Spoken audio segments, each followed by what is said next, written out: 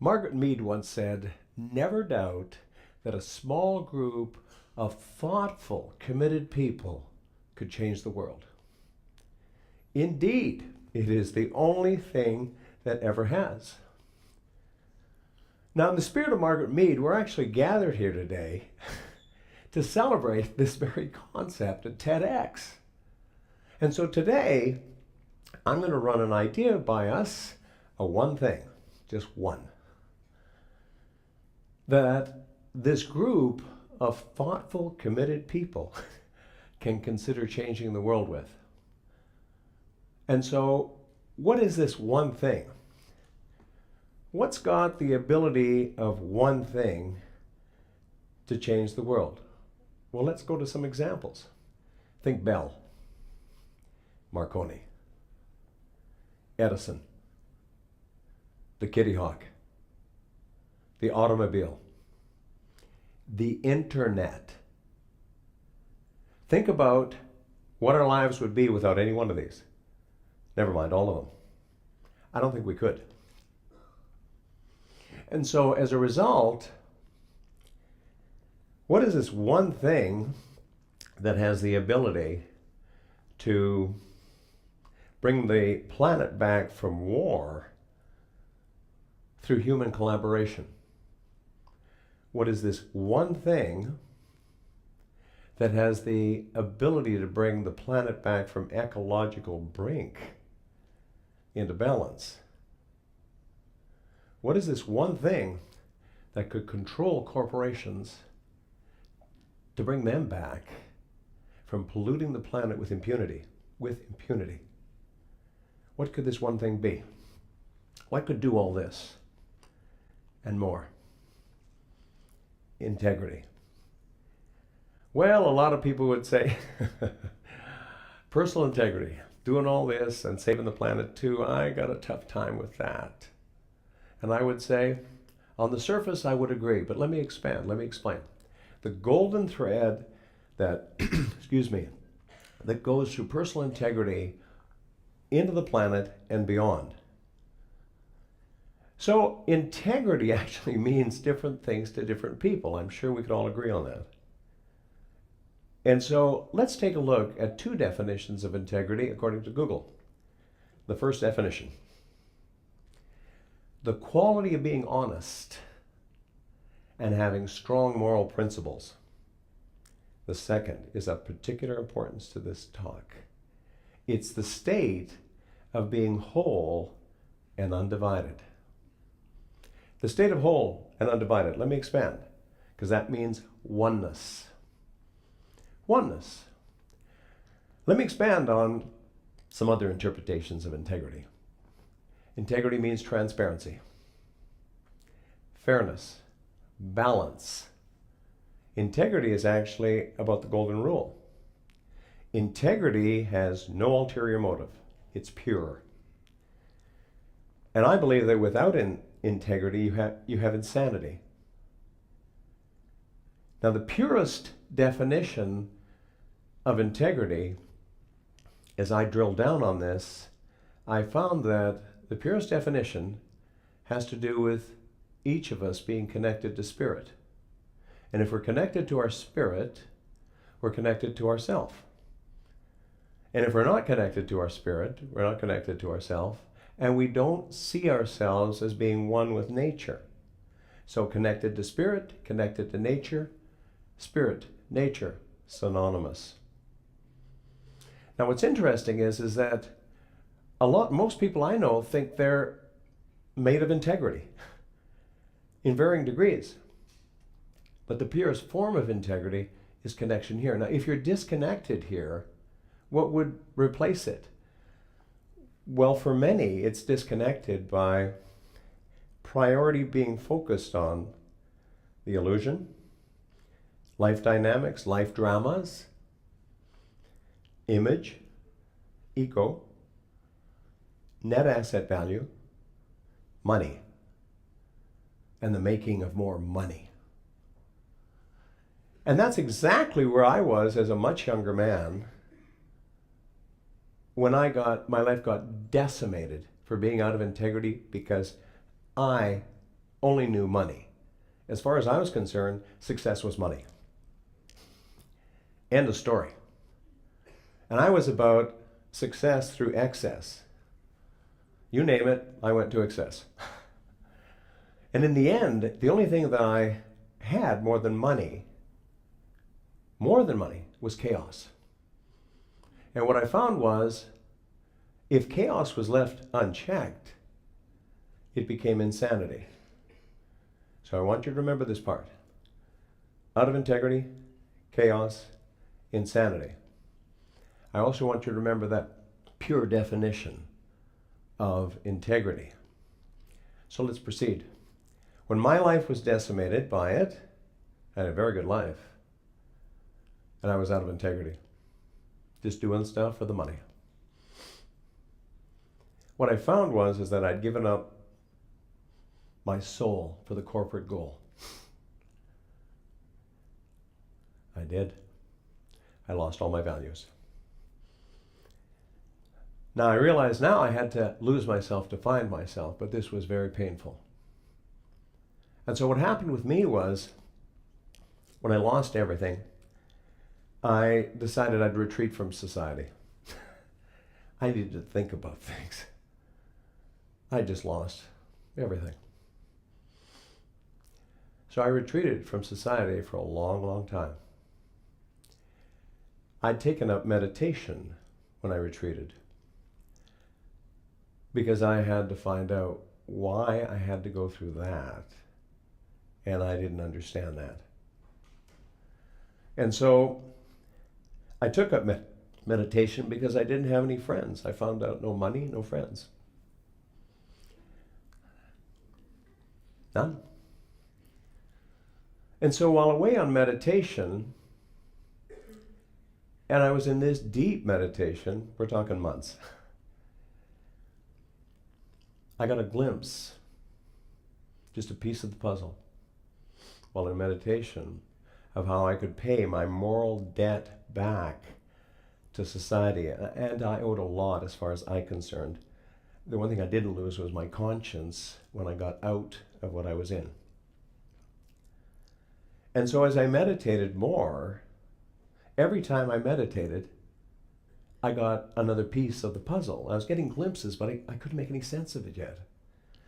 And so what happened is that finally, I got a really good picture. And initially, these glimpses were haunting to me. And as I kept sitting,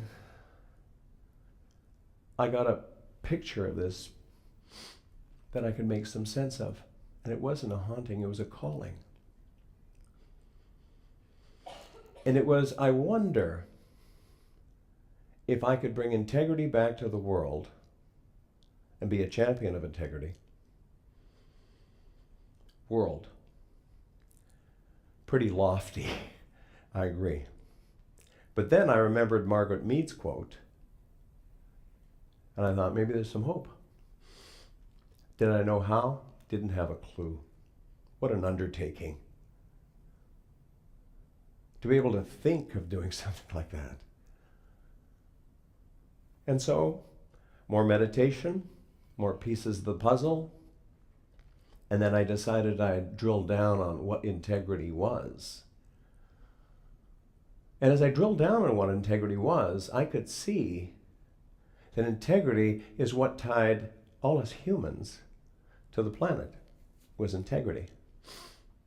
How? Well, the most magnificent piece of integrity that we know is this whole planetary ecosystem. It's ecosystems within ecosystems within ecosystems, all harmonizing when she's optimized. We,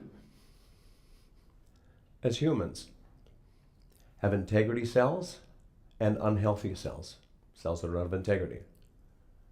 The integrity cells must win over the unhealthy cells, otherwise the organism does not survive. Does not survive. It's that big and that obvious. And so I could see that we had something in common, because in order for anything in life to be optimized, it must run in its own frequency, its own harmonic. And it's the same thing with us. In fact, when there's a pain in various parts of our body, it's these cells crying, and it tells us that there's something wrong. And if we don't pay attention, it could be at our own peril. This is something that could kill the organism.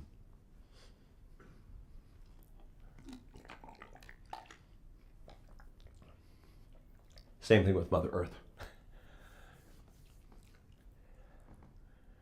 Same thing with Mother Earth. I mean, who speaks for Mother Earth?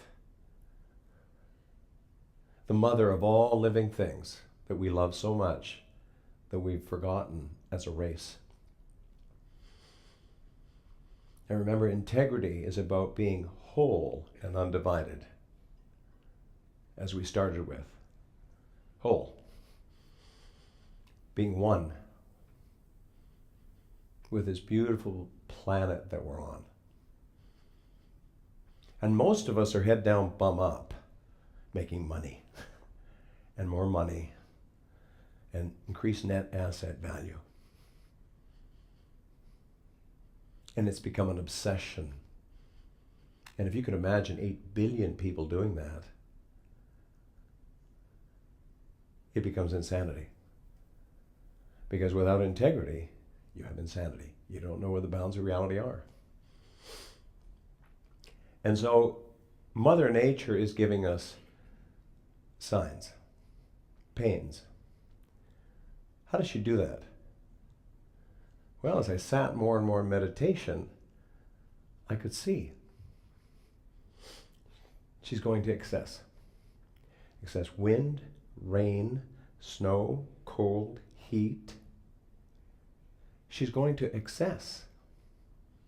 I mean, is it just me that notices the excessive amount of inland flooding around the planet? It's not just here in North America. It's elsewhere too.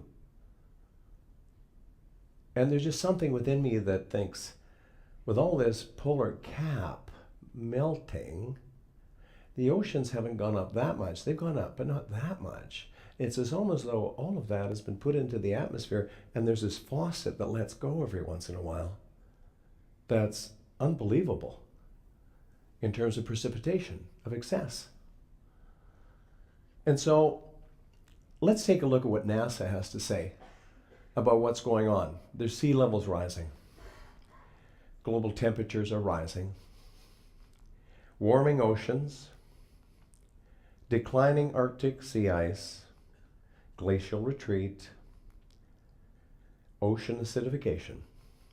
Decreasing snow cover. Extreme events. Look at this supercell hurricane. They're clocking new winds now. Record amount of winds. I mean, this is pretty foreboding. I don't think you'd want to be any place near this. And then there's the world record for snowfall happened just a few months ago in Capricoda, Italy. It's on the same latitude as Rome, so not really high up in the mountains in Italy, about midway. 8.5 feet of snow in 24 hours. Really? Now this is what Mother Nature can do. This is a warning. I mean, how could you operate? Come on, you can't get out your front door, can't get out the garage. If you wanted to get out the garage, where are you going to go? Snow plows, how can they see the vehicles to plow? Shows you what Mother Nature can do. And then on the news this year,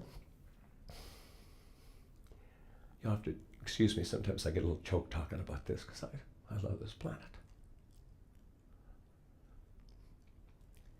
There's 5 plastic islands on the ocean.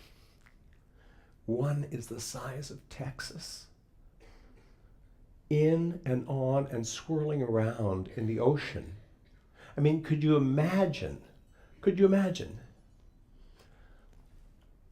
sailing through something like this? I don't think we could. And there's 5 plastic, islands on the ocean. Who threw all this stuff in the ocean?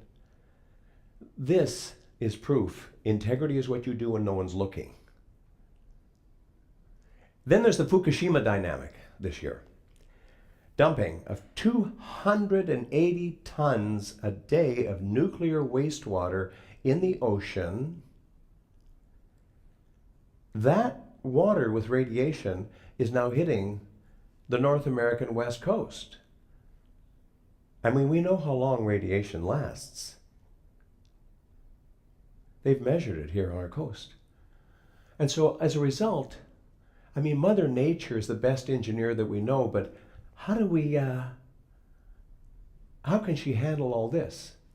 Especially with 8 billion people not considering, for the majority of the part, Mother Nature. What the indigenous tribes do, because they know that there's a spiritual law. It says, as long as you're in tune with Mother Nature, you're safe. Nature never destroys that which is in tune with it. And they live that way. It wouldn't matter to them if the stock market went to 200. They wouldn't miss a beat. But we are so busy, head down, bum up. So I figured, all right, what can be done about all this? We need something to be done. Because we're all looking at nature through a straw. We don't see the big picture. And there's nobody correlating all the data. NASA's close to it. And so as a result, what could be done? That's what I said. Well, the first thing that needed to be done was we needed to recognize what integrity is. And so as a result, this got me really motivated, the Cree prophecy. Only after the last tree has been cut down, only after the last river has been poisoned, only after the last fish has been caught, only then you will find that money cannot be eaten. Sobering. And so what happened? After that, I decided I'd do something about it. I was going to have my hand in providing something. We just couldn't stand by and do nothing. And so as a result, I thought integrity. Let's get integrity lined up so we teach people what integrity is about. Number two, we'd have to have collaboration. Collaboration, a social imperative. Now this is a TEDx idea we're spreading, and it started here at TEDx. Can we do it? I think we can. Why? Because never doubt that a small group of thoughtful, committed people can change the world. Indeed, it is the only thing that ever has. So join with me. Let's teach our kids that the inside world is more important than the outside world of man-made stuff. Let's teach them how important life is. We have that responsibility, you and I.